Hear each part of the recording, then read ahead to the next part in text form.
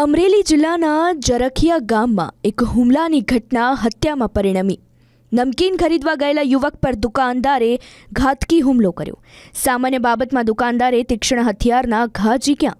ટૂંકી સારવાર દરમિયાન યુવકનું મોત નીપજ્યું, જ્યારે એની સાથે અન્ય 3 યુવકો પર પણ દુકાનદારે જીવલેણ હુમલો કર્યો હતો।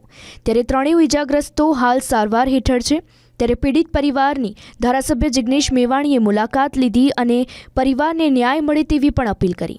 મહત્વનું છે કે તારીખ 16 મેના રોજ અમરેલીના લાઠી તાલુકાના જરખિયા ગામે 20 વર્ષીય નિલેશ રાઠોડ નામનો યુવક જે પોતાના 3 મિત્રો સાથે નમકીનની ખરીદી કરવા માટે ગયો હતો, ત્યારે કોઈ સામાન્ય બાબતે માઠું લાગતા દુકાનદારે આ ચારેય યુવક ઉપર તીક્ષ્ણ હથિયાર વડે જીવલેણ હુમલો કર્યો, જેમાં નિલેશને વધુ ઈજાઓ પહોંચતા તેને પહેલાં તો સાવરકુંડલા, બાદમાં ભાવનગર સિવિલ હોસ્પિટલ ખસેડાયો, જો કે ત્યાં ટૂંકી સારવાર દરમિયાન જ મોતને ભેટ્યો। યુવકનું મોત નિપજતા હુમલાની ઘટના હત્યામાં પરિણમી।